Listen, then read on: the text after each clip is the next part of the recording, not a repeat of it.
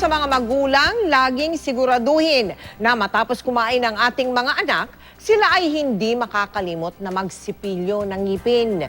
Dahil ang hindi pagsisipilyo, maaaring magdulot ng problema hindi lamang sa ngipin, kundi maging sa iyong pangkalahatang kalusugan. Sige.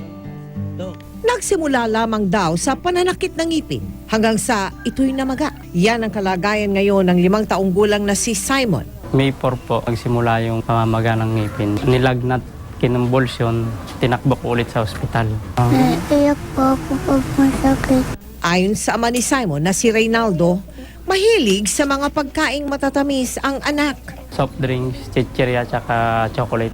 Ngunit may isa pang hinala si Reynaldo, kaya nangyari ito. Sa tuwing magtututbrush, umiiyak po siya kasi takot po siya sa toothpaste, na anghangan po siya. Kaya minabuti naming ipatingin sa dentista si Simon. Nanggaling muna sa cavities, tapos na-infect yung pulp, nagkaroon ng pulpitis, tapos nagkaroon ng granuloma, dental cyst. Lumabas yung nana doon sa part ng gilagid niya. So nagkaroon ng 3 bukol. Hindi makalabas sa gilagid niya, ang tawag doon, gingivitis. Pumasok ngayon sa pisngi, lumabas. Kaya namamaga yung pisngi niya ngayon, called cellulitis. May mga komplikasyon rin daw na maaaring mangyari sakaling mapabayaan ito. Pwedeng siya magkaroon ng brain abscess or meningitis. Pwedeng mag-cause ng rheumatic heart disease.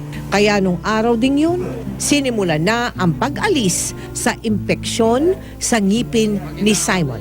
Yung gilagid niya, bubuksan natin ng konti. Hindi pa natin operahan para i-drain lang yung nana. Talagang malaking relief doon sa bata. Kaya ang payo ni Doc sa mga bata, Dapat laging pupunta sa dentist at na magtututbrush kada kain, toothbrush.